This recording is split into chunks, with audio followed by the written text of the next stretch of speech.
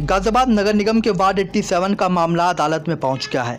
तेज तर्रार कहे जाने वाली युवा भाजपा नेत्री सिद्धि प्रधान अग्रवाल ने निर्वाचित पार्षद अनुज त्यागी के खिलाफ मामला न्यायालय में दर्ज किया है। भाजपा नेत्री सिद्धि प्रधान अग्रवाल को भारतीय जनता पार्टी के द्वारा इंदिरापुरम के वार्ड 87 से प्रत्याशी के रूप में चुनावी मैदान में उतारा था, जो चुनाव में दूसरे स्थान पर रही। भाजपा प्रत्याशी सिद्धि प्रधान अग्रवाल ने निर्दलीय पार्षद अनुज त्यागी के खिलाफ शपथ पत्र में दी गई गलत जानकारियों को चुनौती देते हुए न्यायालय में मामला दर्ज कराया है, जिसे न्यायालय में स्वीकार करते हुए 31 मई को प्रथम सुनवाई के रूप में अदालत में मामला निर्वाचन याचिका संख्या 774 के नाम से अदालत में पेश हुआ है। उसके उपरांत जिला सत्र न्यायाधीश की अदालत में विपक्षी अनुज त्यागी पुत्र रामकुमार त्यागी और चुनाव आयोग के अधिकारियों को नोटिस जारी कर दिया गया है। इस मामले में 21 जुलाई को सुनवाई की तिथि तय की गई है। गाजियाबाद से सिटी न्यूज़ के लिए विशाल रावत की रिपोर्ट।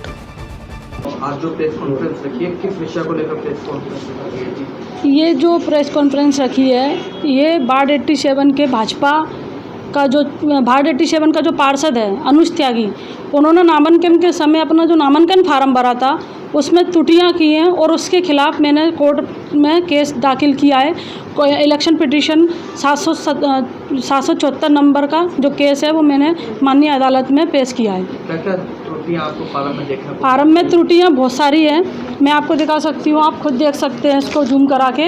इसमें सबसे पहले प्रस्तावक के साइन नहीं है, दूसरी बात पिताजी के नाम में भी गलती है, तीसरी बात आप देख सकते हैं स्टैम्प पेपर का फ़ोटो लगाना था, आपने बड़े नंबर का फ़ोटो लगाया है। आपके मकान का जो एड्रेस है, जो आपने एनओसी में भरा है, जो आपने आधार में सब जगह है, उस एड्रेस के नाम पर नहीं है। केवल आपके मकान का एड्रेस है 257, इसमें 57 अकेला 25 अकेला भरा है। ऐसी कई सारी त्रुटियाँ हैं। आपने एक एफिडेविट बनवाया है, इस एफिडेविट को आप खुद देख सकते हैं कि इस एफिडेविट पर किसी भी प्रकार का कोई चीज़ मेंशन नहीं की गई कि ये एफिडेविट बनवाया किस लिए है और किसने बनवाया है। हम एफिडेविट बनवाते हैं, एफिडेविट पर अपने सिग्नेचर भी करते हैं, हम एफिडेविट पर अपना एक फ़ोटो भी लगाते हैं, उसमें किसी भी प्रकार का कोई चीज़ मेंशन ही नहीं है कि हमने इस एफिडेविट को बनवाया तो क्यों बनवाया, किस लिए बनवाया, किसने बनवाया है।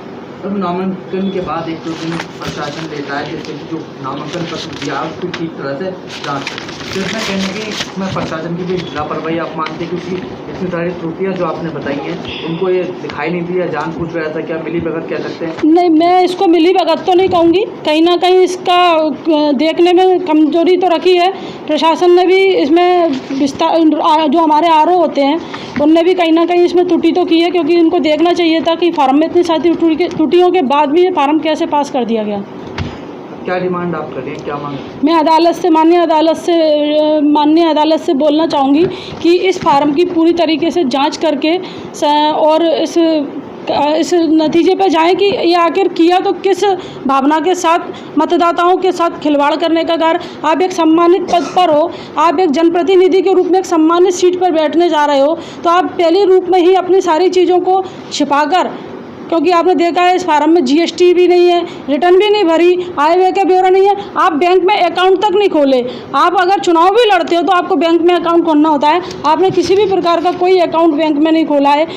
हर चीज़ को आपने सब चीज़ों को छुपाने का काम किया है। तो इस फार्म में बहुत सारी त्रुटियाँ हैं, जिसको माननीय अदालत में मैंने पेश किया है इलेक्शन पिटीशन को, और इस पर मैं चाहती हूँ कि पूरी तरीके से कार्रवाई हो और इसमें कार्रवाई होकर इनके प्रति कम से कम सम्मान। क्या आपने इससे पूर्व भी कोई शिकायत करी थी निर्वाचन आयोग को? नहीं, मैंने इलेक्शन बूथ पर जो निर्वाचन अधिकारियों को मैंने कहा था कि भाई साहब हमारा जो बूथ है, बूथ नंबर 1128, 1129 और 1130, उस पर कहीं ना कहीं फर्जी वोट होने की संभावना है। उससे पहले मैंने इस तरह की एक शिकायत लिखित में दी थी। किसी पार्टी से चुनावी मैदान में उतरे थे अनुज त्यागी या निर्दलीय चुनाव? ये निर्दलीय प्रत्याशी। क्या चुनाव चिन्ह था इनका उगता सूरज। अग्रवाल जी ने कोर्ट में केस दायर किया है, आप किस तरह से उसको देखते हैं? हाँ, सिद्धि अग्रवाल जी ने बताया कि हम आपको इनवाइट कर रहे हैं, कुछ प्रॉब्लम आई हुई हैं जिनको हम सॉल्व करना चाहते हैं। तो वो मैंने देखा कि इनका एक जो पिटीशन है ये चुनाव के रिलेटेड है, जिसमें कुछ त्रुटियां थीं, लेकिन कैंडिडेटों का सिलेक्शन लीगल माना गया और वो गलत है, उनको वहाँ स्क्रूटिनी में रिजेक्ट करना था। अब नहीं हुआ तो चुनाव जीते हैं वो लोग कुछ, कुछ हारे हैं। किसकी लापरवाही आप मानते हैं पूरे? लापरवाही तो ये चुनाव की है, और जो कैंडिडेट होते हैं सबमिट करते हैं उनकी भी जिम्मेदारी होती है कि अपने पेपर कंप्लीट करें और सबमिट करें प्रॉपर। आप इनके साथ सपोर्ट में हैं पूरे?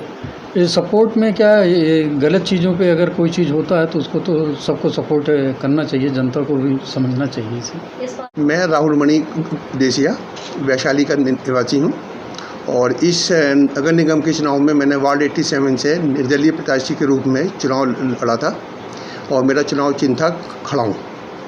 लेकिन इसमें जो है मैं नहीं जीत पाया, और इसमें अनुज त्यागी प्रत्याशी जीता है। मैंने इनके जो फॉर्म लोड जो चुनाव आयोग की जो वेबसाइट है उस पर जब वो इलेक्शन ख़त्म होने के बाद सारे नॉमिनेशन फॉर्म वो अपलोड करते हैं पब्लिक के लिए, उससे मैंने जब उसको डाउनलोड करके पूरा प्रिंट आउट निकाला तो मैंने भी इन अनुज त्यागी के फॉर्म की पूरी जांच करी, उसको पढ़ा। उसमें बहुत सारी गलतियां थी जो कि अभी सिद्धि जी ने आपको बता दी हैं। तो इसमें जहाँ तक सवाल है गलतियों का, तो मेन इसमें जो गलती है वो चुनाव आयोग की है। चुनाव आयोग के अधिकारियों ने अपनी ड्यूटी का अच्छी तरह से पालन नहीं किया। अगर वो अपना अच्छी तरह पालन करते तो अनुज त्यागी का नामांकन ही उनको रद्द कर देना चाहिए था।